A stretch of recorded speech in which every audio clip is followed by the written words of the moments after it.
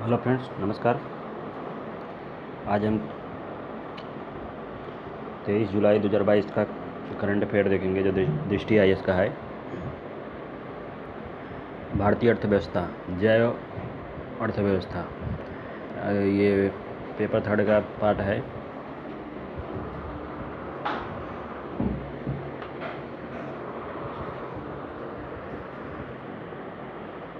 Prelims के लिए जैव अर्थव्यवस्था, भारत की जैव अर्थव्यवस्था रिपोर्ट 2022। मेंस में क्या बच सकता है क्वेश्चन, जैव अर्थव्यवस्था, इसके लाभ। चर्चा में केवल हाल ही में जैव प्रौद्योगिकी उद्योग अनुसंधान सहायता परिषद बायरेक ने भारत की जैव अर्थव्यवस्था रिपोर्ट 2022 जारी की है। रिपोर्ट जारी करने के दौरान उत्तर पूर्व क्षेत्र BIGNER के लिए एक विशेष बायोटेक इग्निशन ग्रांट काल की शुरुआत की और बायोटेक समाधान विकसित करने हेतु उत्तर पूर्व क्षेत्र के 25 स्टार्टअप और उद्यमियों के लिए 50 लाख रुपए तक की वित्तीय सहायता की घोषणा की। बायरेक जैव प्रौद्योगिकी विभाग DBT द्वारा स्थापित एक गैर लाभकारी धारा 8 अनुसूची B सार्वजनिक क्षेत्र का उद्यम है। रिपोर्ट की मुख्य विशेषताएं, भारत की जैव अर्थव्यवस्था के वर्ष 2025 तक 150 बिलियन अमेरिकी डॉलर और 2030 तक 300 बिलियन अमेरिकी डॉलर से अधिक होने की संभावना है। वर्ष 2021 की जैव अर्थव्यवस्था 80 बिलियन अमेरिकी डॉलर से अधिक हो गई है, जो कि वर्ष 2020 के 2 बिलियन अमेरिकी डॉलर से 14.1% की वृद्धि दर्शा रही है। वर्ष 2021 में हर दिन औसतन कम से कम 3 बायोटेक स्टार्टअप शामिल हो गए। वर्ष 2021 में कुल 1128 बायोटेक स्टार्टअप स्थापित किए गए और उद्योग ने अनुसंधान एवं विकास खर्च में 1 बिलियन अमेरिकी डॉलर को पार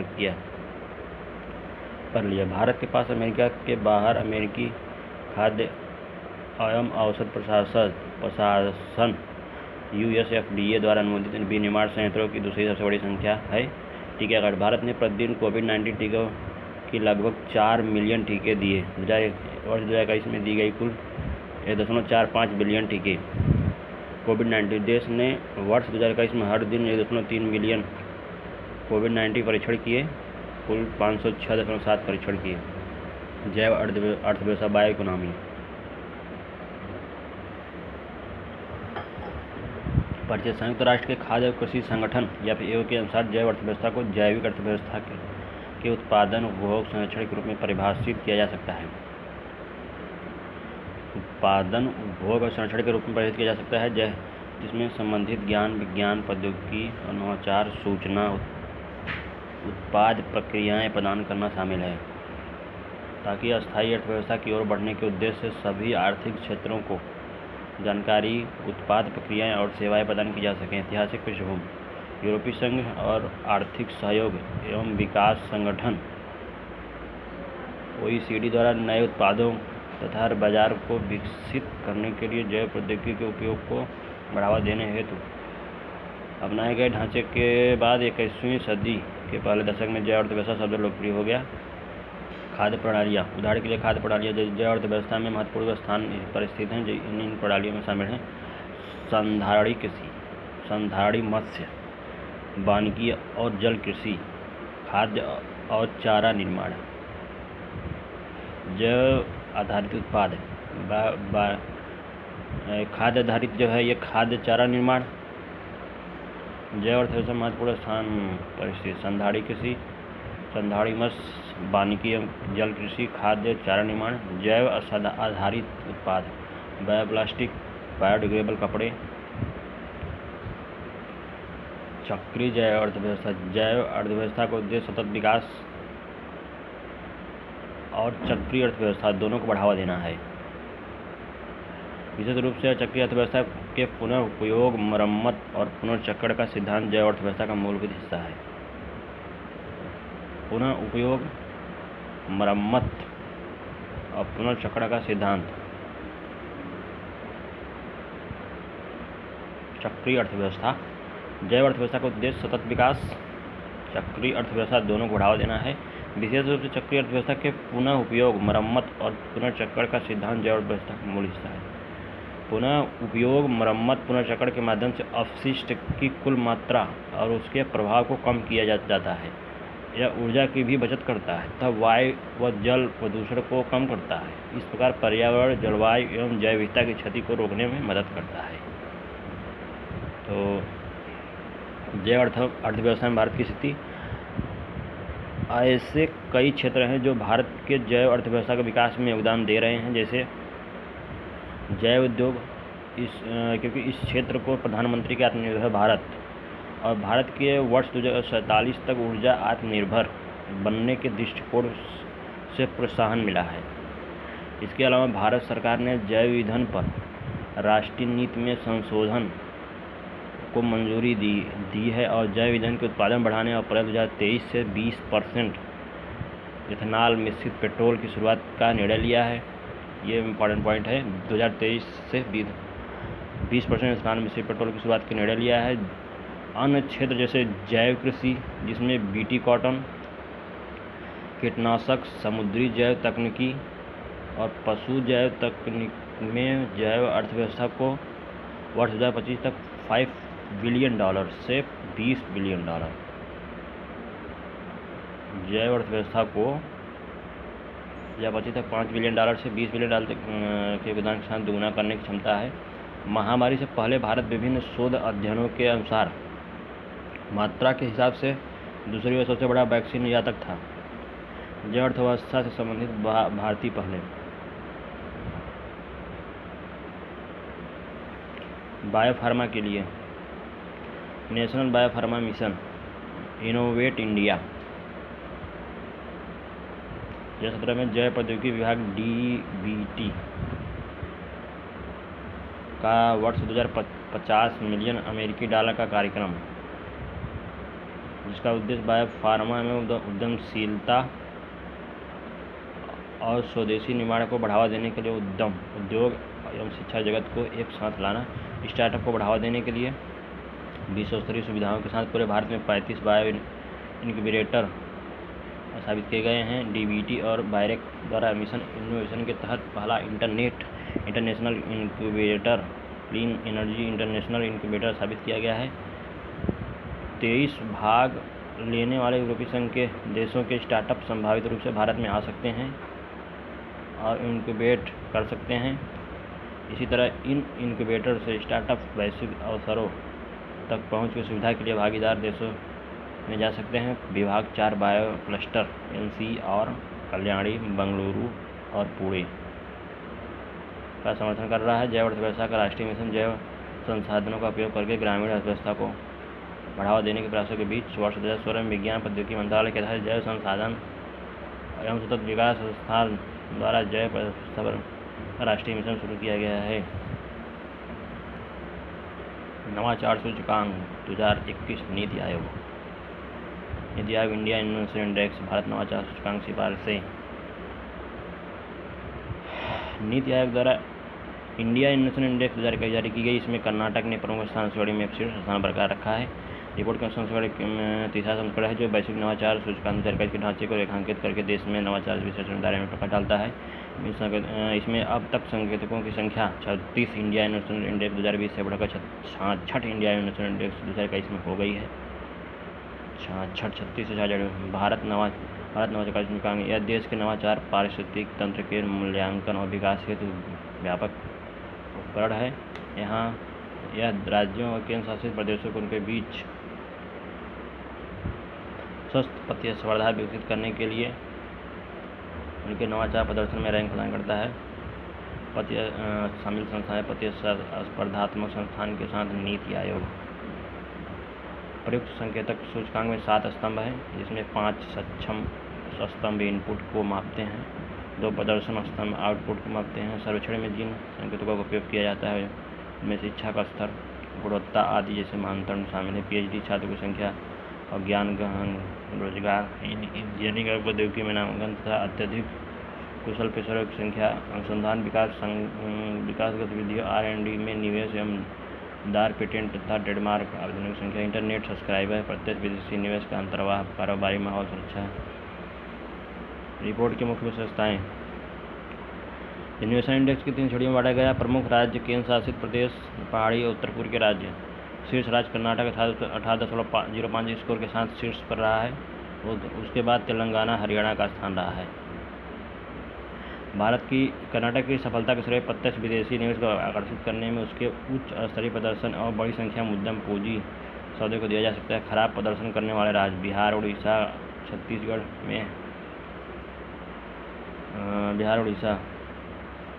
सूचकांक में सबसे कम स्कोर, जिसमें उन्हें प्रमुख राज्यों को छोड़कर सबसे नीचे रखा गया है। छत्तीसगढ़ को 10.97 अंक के साथ अंतिम स्थान मिला है। पहाड़ी उत्तर पूर्वी राज्यों की श्रेणी में मणिपुर सबसे आगे है। इसके बाद उत्तराखंड, मेघालय का स्थान है। नागालैंड 10वें स्थान पर रहा है। केंद्र शासित प्रदेश छोटे राज्य, चंडीगढ़ 27.88 अंक के साथ शीर्ष स्थान पर है। और इसके बाद दिल्ली, अंडमान निकोबार का स्थान है। लद्दाख 9वें स्थान पर है। अंतिम स्थान पर। चुनौतियाँ। औसत देश में ज्ञान कार्यकर्ता स्तंभ, नॉलेज वर्कर पिलर में उतना अच्छा प्रदर्शन नहीं किया है जितना मानव पूंजी सूचकांक ह्यूमन कैपिटल में किया है। मानव पूंजी पर होने वाला खर्च देश में उस ज्ञान का आधार बनाने में असमर्थ रहा है। नवोन्मेष विनिर्माण क्षेत्र से संबंधित समस्याओं और मिसिंग मिडल के कारण विषम है। मिसिंग मिडल हजारों लोगों को रोजगार देने के लिए बहुत सारे छोटे औपनिवेशिक उद्यम और बहुत कम बड़े औपचारिक उद्यम हैं। सिफारिश। GDERD अनुसंधान और विकास पर सकल घरेलू व्यय में काफ़ी सुधार किया जा सकता है। भारत में 5 ट्रिलियन अर्थव्यवस्था के लक्ष्य को प्राप्त करने में महत्वपूर्ण भूमिका निभाएगा।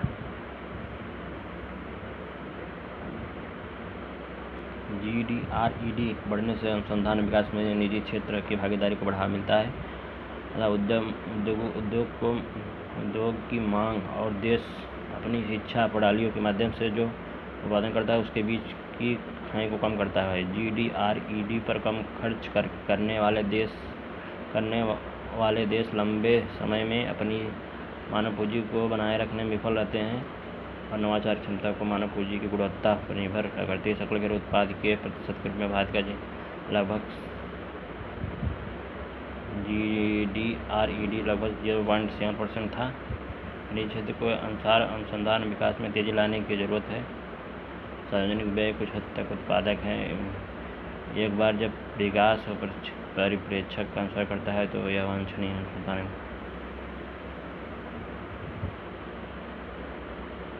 राइट टू रिपेयर क्लेम से ई कचरा मरम्मत के अधिकार पर समिति। ई कचरे का पर्यावरणीय प्रभाव, मरम्मत के अधिकार का दायरा, बढ़ती एकाधिकार वाली कंपनियों को मुकाबला कैसे करें। हाल ही में उपभोक्ता मामले के विभाग ने घोषणा की कि राइट टू रिपेयर एक व्यापक ढांचा विकसित करने के लिए अतिरिक्त सचिव निधि खरे की अध्यक्षता में समिति का गठन किया गया। राइट टू रिपेयर एक ऐसे अधिकार अथवा कानून को संदर्भित करता है जिसका उद्देश्य उपभोक्ताओं को अपने स्वयं को उपभोक्ता इलेक्ट्रॉनिक उपकरणों की मरम्मत करना, उन्हें संशोधित करने की अनुमति देता है।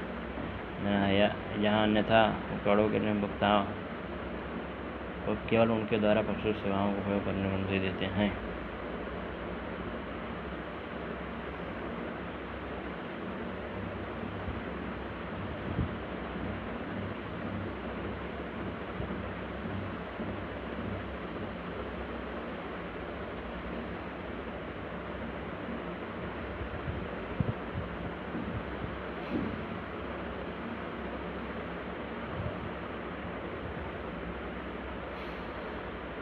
जब ग्राहक कोई उत्पाद खरीदते हैं तो यह स्वाभाविक है कि उनके पास उस वस्तु पर पूर्ण स्वामित्व होता है, जिसके लिए उपभोक्ताओं को मरम्मत हेतु निर्माताओं द्वारा आसानी से और उचित लागत पर उत्पाद की मरम्मत और संशोधन करने में सक्षम होना चाहिए।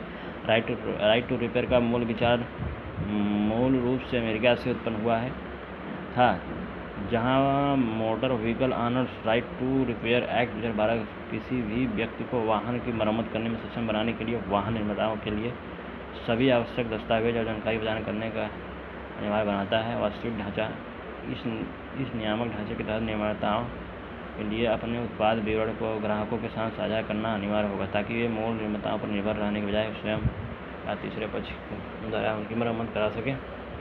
कानून का उद्देश्य मूल उपकरण निर्माताओं और तीसरे पक्ष के खरीदारों द्वारा विक्रेताओं के बीच व्यापार में सामंजस्य स्थापित करने में मदद करता है। साथ ही इस प्रकार नए रोजगार का सृजन भी करता है। वैश्विक अमेरिका, ब्रिटेन और यूरोपीय संघ सहित दुनिया भर के कई देशों में मरम्मत के अधिकार की मान्यता दी गई है।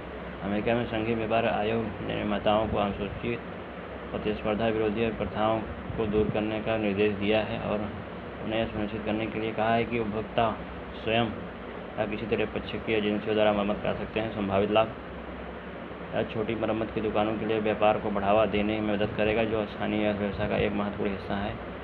यह इलेक्ट्रिक कचरा ई-वेस्ट के विशाल ढेर को कम करने में मदद करेगा, इससे उपभोक्ता का पैसा बचेगा।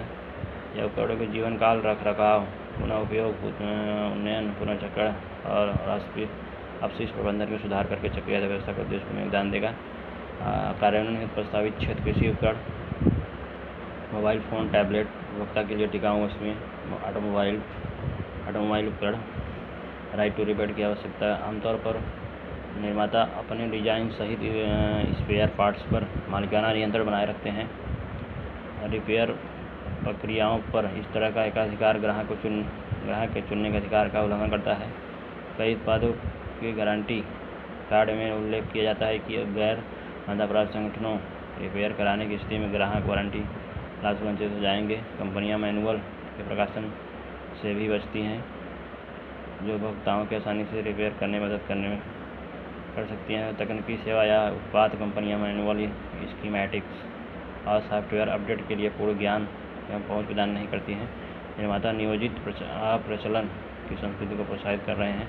एक ऐसी प्रणाली है जिसके तहत किसी भी गैजेट का डिजाइन होता है कि वह एक विशेष समय तक ही रहता है और उस विशेष अवधि के बाद उसे अनिवार्य रूप से बदलना पड़ता है। एक उत्पाद जिसकी मरम्मत नहीं की जा सकती है या नियोजित प्रचलन के अंतर्गत आता है, अर्थात कृत्रिम रूप से सीमित उपयोगी जीवन वाले उत्पाद को डिजाइन करना न केवल कचरा बन जाता है बल्कि उपभोक्ताओं को किसी मरम्मत के अभाव में नए उत्पाद खरीदने के लिए मजबूर करता है ताकि इसका पुनः उपयोग किया जा सके। एक उत्पाद जिसकी मरम्मत नहीं की जा सकती है या नियोजित प्रचलन के तहत आता है, यानी कृत्रिम रूप से सीमित जीवन काल के लिए उपयोगी उत्पाद को डिजाइन करना न केवल ही कचरा को बढ़ाएगा बल्कि उपभोक्ता को रिपेयर करने की अपेक्षा नए उत्पाद खरीदने की मजबूर करेगा।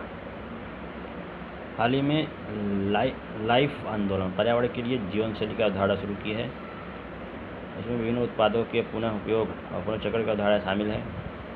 Right to repair life movement के तहत लक्ष्यों को प्राप्त करने में सहायता करेगा। आगे नैदानिक उपकरणों सहित सेवा संबंधी उपकरणों को व्यक्तियों सहित तीसरे पक्ष को उपलब्ध कराए जाने चाहिए ताकि मामूली गड़बड़ियों के मामले में उत्पाद की रिपेयरिंग की जा सके। राइट टू रिपेयर कानून भारत जैसे देश में विशेष रूप से मूल्यवान हो सकता है, जहां सेवा नेटवर्क अक्सर असमान स्पॉटी होते हैं और अधिकृत कार्यशालाएँ कम होने के साथ ही दूर के इलाकों में होती हैं। भारत में अनौपचारिक रिपेयरिंग क्षेत्र की स्थिति मजबूत है, लेकिन अगर इस तरह के कानून को अपनाया जाता है तो मरम्मत और रखरखाव सेवाएं गुणवत्ता में काफ़ी सुधार हो सकता है। ठीक है, तो ये 23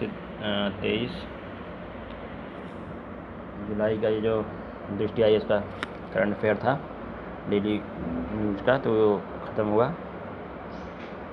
धन्यवाद देखने के लिए। धन्यवाद।